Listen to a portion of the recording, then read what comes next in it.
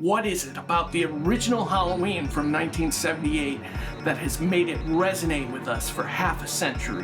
What sets it apart from its sequels? Why do remakes and reboots pale in comparison? Where did the electricity stem from when John Carpenter and Deborah Hill sat down to write what would become such a bright bolt of lightning, bottled perfectly by a small film crew of hungry young filmmakers? What is it that sets it apart from all the attempted clones?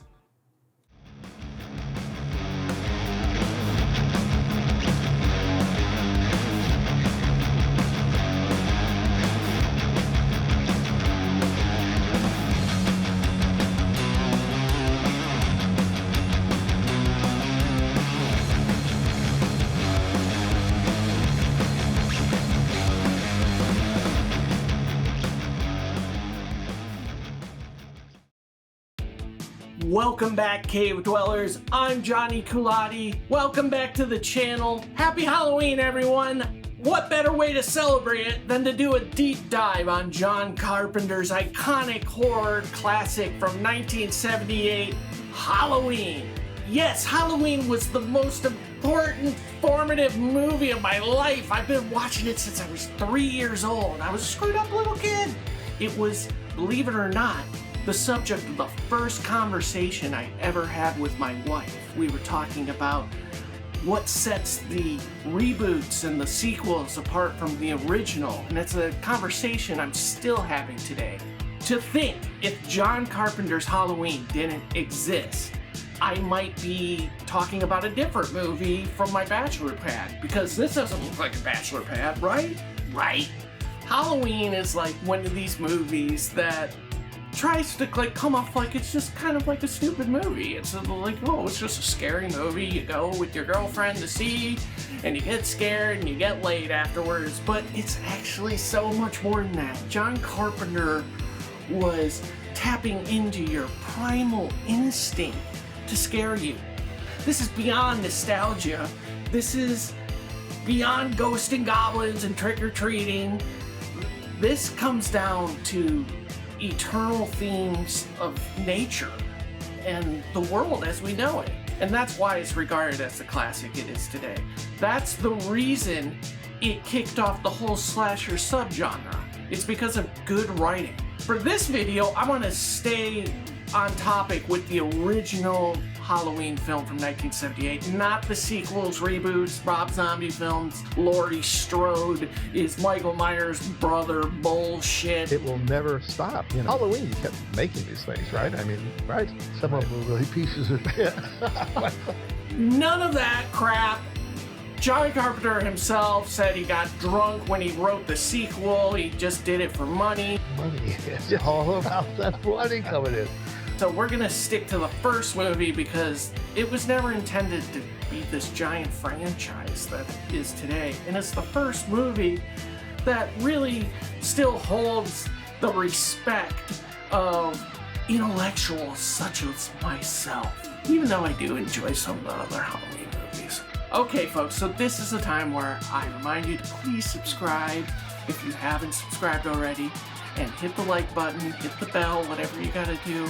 You guys are all the reason I do it, so thank you very much. I appreciate you. I put so much work into these videos. They take so long to make. And without further ado, let's break down the classic genre-defining film from 1978, John Carpenter's Halloween. Let's get into it.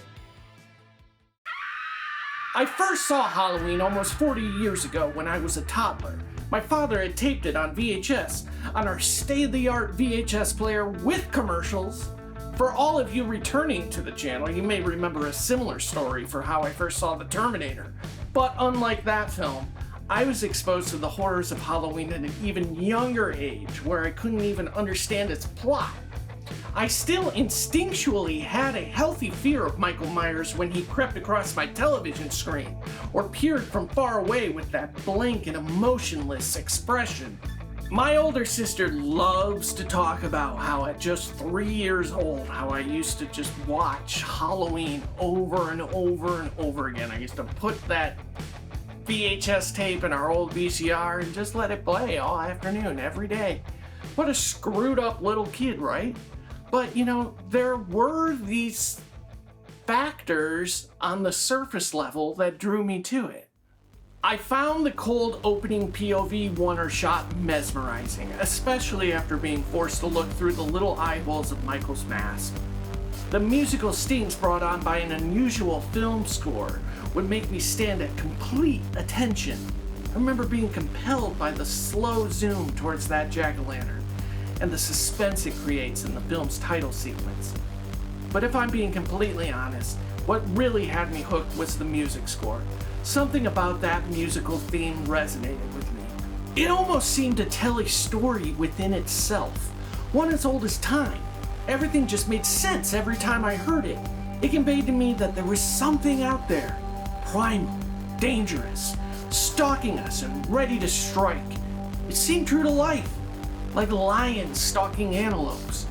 We are programmed by nature, our creator, just like that constant metronome-like electronic pulse keeping time in Halloween's musical theme, to always be cautious of predators out to devour us. The shape was merely the ugly side of nature. The film was tapping into my subconscious, its will to merely survive. Alright, I often disagree with movie critics, especially Roger Ebert. But Roger Ebert actually said something really intelligent for once. He said, Halloween is a visceral experience. We aren't seeing the movie, we're having it happen to us. Yeah, Roger, you're right. For once, I concur. When we accompany our protagonist, Laurie Strode, through her mundane status quo, we are interrupted throughout by changes in perspective. The perspective of a predator. This film requires that we constantly revisit its reoccurring theme of seeing. It is established right in the beginning of the film. Notice how during the brutal murder of Michael's sister, our POV does not linger on the prey, but rather turns away up towards the motion of the stabbing. Who looks up at their arm while stabbing someone? I'll tell you who. Someone who is not in control of their own actions. This is not a crime of passion, but some kind of primal compulsion.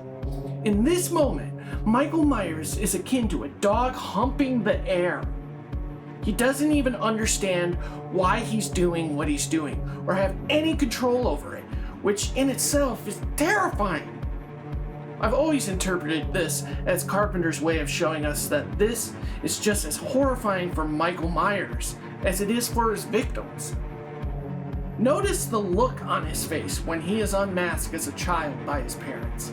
Now let's skip ahead and look at Michael's expression when he is unmasked as an adult by Laurie Strode. Does this look like someone who is enjoying what they are doing? Absolutely not. This is a horrifying struggle. All that heavy breathing under the mask is not some creepy serial killer getting off on what he's doing. It's the sound of fear. The fear that Michael feels as a primal supernatural force acts as a puppeteer, manipulating his actions to commit heinous acts of violence. But is it really so heinous, or merely a required element in the circle of life? I believe there is evil in the world and there's evil in nature. It's real. I saw this as a kid. So I explore that kind of thing. I have in my career.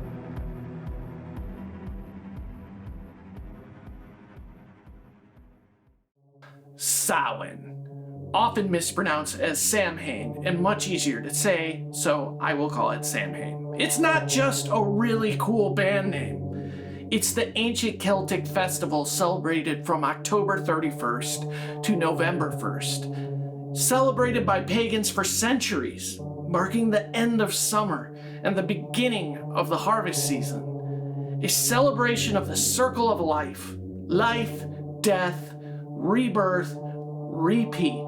It's the time of year when the veil between us and the spirit world thins, allowing spirits to cross over. And it always comes back. Does this remind you of anyone? Anyone? All Hallows Eve, a Christian holiday before All Saints' Day, was merely an attempt to gloss over this pagan ritual and repurpose it with Christian values honoring the deceased. Today, we call it Halloween, which in my opinion is something sort of in between the two. But honestly, probably leaning closer to Samhain. Thus, Christian-owned businesses such as Hobby Lobby not selling anything to do with it. Cool, man!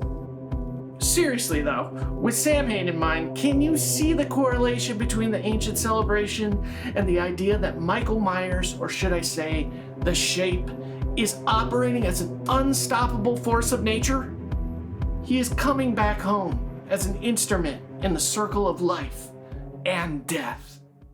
To think when the former studio executive turned independent film distributor Irwin Yablans said, "Here's what I want to do, kid.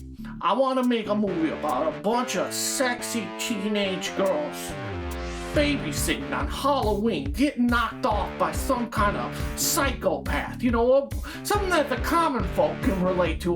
That he would be graced with a screenplay brimming with beautiful and elaborate subtext and symbolism. The truth is that I don't think Irwin Yablans realized how brilliant his concept was or how many windows of creativity it would open. Sure, it helped birth the slasher subgenre, but more importantly than that, it was an opportunity for a brilliant young USC grad and cinematic auteur to shine once again. Sometimes legends are born on accident, but in Carpenter's case, he was eager to work and make the best out of an opportunity, which led him to becoming the household name he is today. This movie could have wound up being very dumb in the wrong hands, but luckily the film wound up being so much more than it intended to be in the first place. All because of great storytelling and smart filmmaking. It was that fine knowledge Carpenter had of his chosen craft that led him to cleverly insert the theme of this film in a way that many had done before and still are today in their own movies. He used the classroom setting, one of the oldest tricks in the book of filmmaking that you will find in the first acts of nearly 100 films. In Halloween, Laurie's teacher asks her a question about fate, just as Laurie begins to notice the shape stalking her outside her classroom window. She asks how Samuel's view of fate differs from Costain's. This question is very interesting in context of the movie and the influence of Samhain, which mirrors the story's plot of Michael Myers returning. Laurie explains that Costain wrote that fate was somehow related only to religion, where Samuels felt that fate was like a natural element, like earth, air, fire, or water. Now ask yourself, which concept that Laurie describes here do you think applies to Michael Myers? Or more specifically, his unstoppable role as the Shape? That would be Samuel's view of fate. We can apply Samhain's principles, which acts as an acknowledgement of our fate to return once again to the season of harvest where all things die, to Michael Myers coming back home yet again to bring death to Haydenfield, Illinois. In this moment, as we are looking at the Shape through Laurie's eyes, our subconscious conveys that Michael Myers is no different than the fall season, which is destined to keep coming back again and again to bring its lethal coldness. All thanks to some clever dialogue that isn't even at the forefront of our attention during the scene. I think anything good has a substance or a theme to it. A thematic material is different than a message. People who deliver a message is like a public service broadcast or commercial. This is what I believe, and you must believe this too. I think any great work has a theme, though. The theme can be discerned from a message in that it's not hitting you over the head or stating something, but it's a little more subtle. It covertly tells us that the Shape and what it does is natural law abiding by nature itself. Like the yin of a yin-yang, he is an integral piece within the balance of opposites, an interconnected force. Michael Myers, the Shape, is elemental. Every integral piece of Halloween serves the theme. Even the film score. I talked to you earlier about how the Halloween theme, it reminded me of antelopes being stalked by lions. You know, it's something I like to call nature's programming, that primal fear and instinct. How that synthesizer felt like it was programmed, because, well, it is. It's a synthesizer. It alludes to what I like to call nature's programming. This affected me on a subconscious level, even as a small child, because we are all born with that primal instinct. Fear of predators, fear of nature. I'd like to think that John Carpenter kind of just realized what he was doing while running and gunning and making this quick score in a weird studio with a bunch of synthesizers, but I'm not so sure. I mean, we'll never know for sure, but I don't know, it kind of feels like he did it all on purpose. When the way that the music was actually performed conveys the theme of the movie, I mean, that's something really, really special. I wish I could play it for you right now, but I can't for copyright reasons. So I hope after the video, you go and revisit or even pause it right now and play it. And let's just face it, it just sounds really friggin' cool, man. I mean, it's scary, it just sounds cool. But there's so many other factors to it. The more I explore the iconic music of John Carpenter's Halloween, it actually tells me that nothing about it is a happy accident. When John Carpenter screened his film to a studio executive without its score, she told him that the film wasn't scary. This must have devastated John after one of the hardest working months of his life. He knew he had to save it somehow. To bring it on home, as they say. Pun intended. And what better way to do this musically than to use a revolving asymmetrical pattern for a time signature? That's right, the Halloween theme song is in 5/4 time. To the trained musician, it's probably making a lot of sense right now after our discussion about the story themes. 5/4 time signature has a non-symmetrical rhythmic feel that continuously revolves, just like how fall comes back around each year or how Michael Myers has come back home again.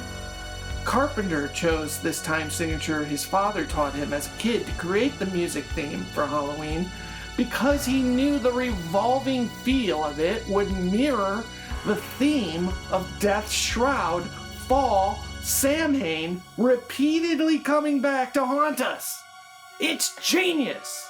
Alright, so here is 4/4 time. It's what most pop music is written in. Rock and roll, the whole thing. 1, 2, 3, 4. 1, 2, 3, 4. 1, 2, 3, 4. 1, 2, 3, 4.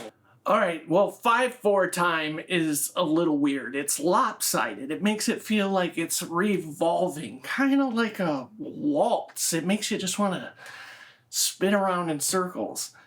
Pretty cool. It's 5 count, so it's 1, 2, 3, 4, 5. 1, 2, 3, 4, 5. Now I'm gonna count it and clap my hands along to the Halloween theme. 1, 2, 3, 1, 2, 3, 1, 2, 1, 2, 1, 2, 3, 1, 2, 3, 1, 2, 1, 2, 1, 2, 3, 1, 2, 3, 1, 2, 1, 2.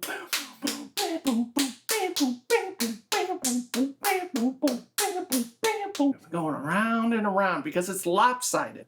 Yeah, I know, it's a little weird.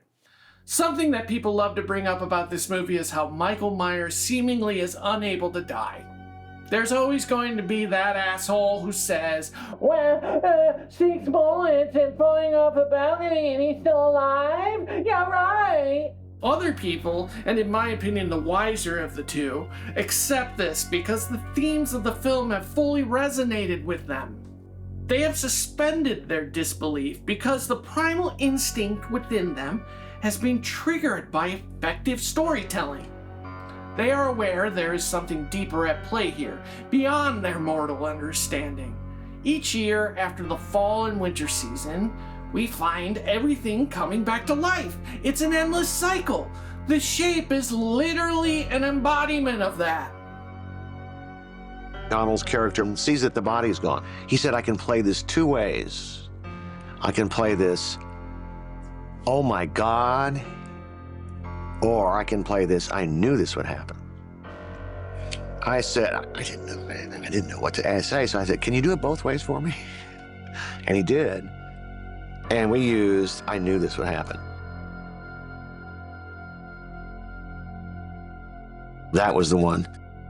That was the one that was chilling. The final montage of the movie was actually made in the editing room. I don't think that it was certainly not in the script. And all these like shots of places where he had been or could have been.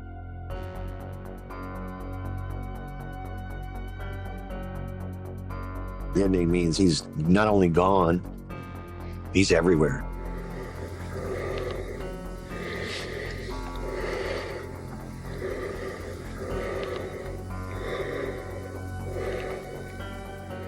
This guy is a human, but he's not. He's more than that.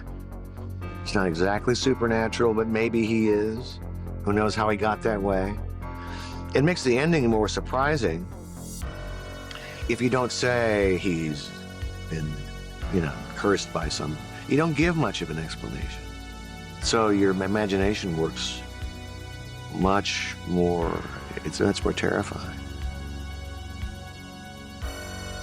A true master of horror, and one of John Carpenter's biggest influences, the late H.P. Lovecraft, once said, "The oldest and strongest emotion of mankind is fear, and the oldest and strongest kind of fear is fear of the unknown."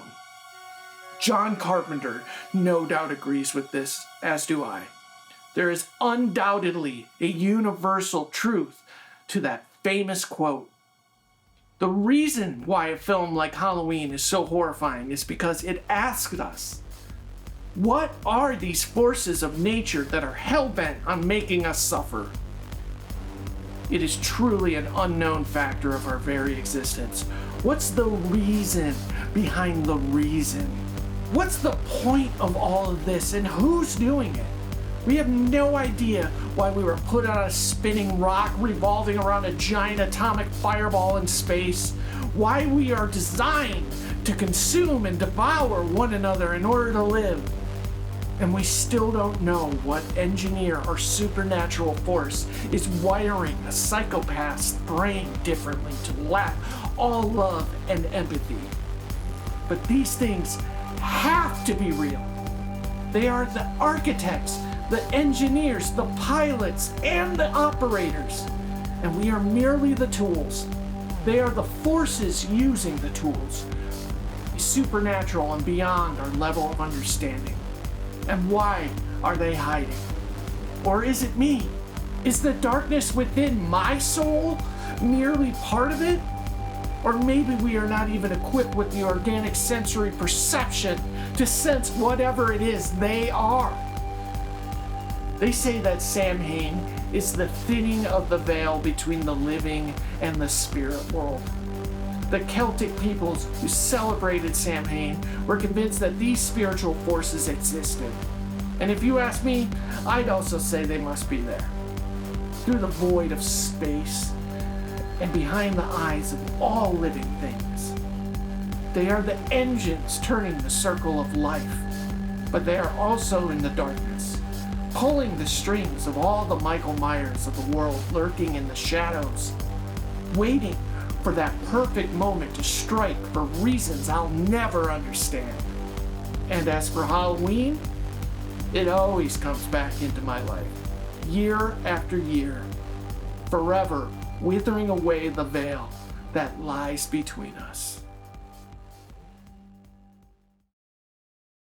You made it. You made it to the end of another video. Thank you so much for listening. These videos don't take like 20 minutes to make. They take hours and hours and hours. And that's why I would appreciate so much if you like and subscribe, or hit the bell because it really helps the channel and it would help me get monetized, make a few extra bucks. Hey, what are your thoughts about this? Do you think I'm an idiot? Tell me in the comments. Go ahead and tell me to fuck off. I appreciate it because it only helps the channel. I will be civil. You can do whatever you want. I don't really care. Do you agree with me? Tell me in the comments. Let's chat. Let's celebrate Halloween in style in the comment section of Coolati's Cool Cave. I hope you all got something out of this. I love Halloween, the holiday. I love the movie even more. So I'm just gonna wish you all a happy Halloween. And now would be a perfect time for you to go and watch John Carpenter's Halloween. Go, watch the movie. Bye, bye, bye, bye. We'll see you next time in the Cool Cave.